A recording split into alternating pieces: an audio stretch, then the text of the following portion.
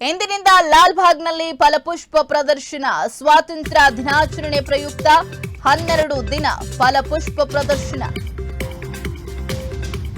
ಇವತ್ತಿನಿಂದ ಲಾಲ್ಬಾಗ್ನಲ್ಲಿ flower show ಆರಂಭ ಆಗ್ತದೆ. ಫಲಪುಷ್ಪ ಪ್ರದರ್ಶನವನ್ನ ಆರಂಭಿಸಲಾಗ್ತಾ ಇರುವಂತದ್ದು ಸ್ವಾತಂತ್ರ್ಯ ದಿನಾಚರಣೆ ಇರುವ ಹಿನ್ನೆಲೆ 12 ದಿನಗಳ ಕಾಲ ಫ್ಲವರ್ ಶೋ ಏರ್ಪಡಿಸಲಾಗಿದೆ. ಲಕ್ಷಾಂತರ ಪ್ರೇಕ್ಷಕರು ಆಗಮಿಸುವಂತಹ ಹಿನ್ನೆಲೆ ಬಿಗಿ ಭದ್ರತೆಯನ್ನ ಕೂಡ ಒದಗಿಸಲಾಗಿರುವಂತದ್ದು. ಇನ್ನು ಸುಗಮ ಸಂಚಾರಕ್ಕೆ ಸಂಚಾರಿ ಪೊಲೀಸರು ಕೂಡ ತಯಾರಿಯನ್ನ ಮಾಡಿಕೊಳ್ತಾ ಇದ್ದಾರೆ. ಸಾರ್ವಜನಿಕ ವಾಹನ ನಿಲುಗಡೆಗೆ 4 ಸ್ಥಳಗಳಲ್ಲಿ ವ್ಯವಸ್ಥೆಯನ್ನ ಕಲ್ಪಿಸಲಾಗಿದೆ.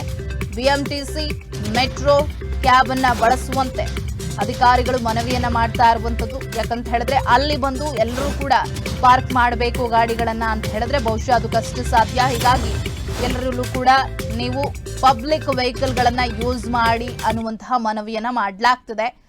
ಲಾಲ್ಬಾಗ್ ಮುಖ್ಯ ದ್ವಾರದಿಂದ ಪಾರ್ಕಿಂಗ್ ಅನ್ನ ನಿಷೇಧಿಸಲಾಗಿರುವಂತದ್ದು.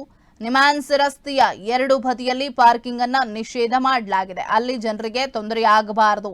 ಲಾಲ್ಬಾಗ್ಗೆ ಲಕ್ಷಾಂತರ ಜನ ಬರುವಂತಹ ಸಾಧ್ಯತೆ ಇದೆ, ನಿರೀಕ್ಷೆ ಇದೆ.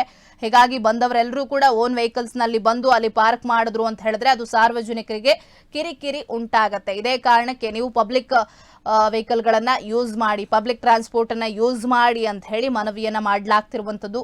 ಇವತ್ತಿನಿಂದ 12 ದಿನಗಳ ಕಾಲ ಫ್ಲವರ್ ಶೋ ನಡೆಯುತ್ತೆ.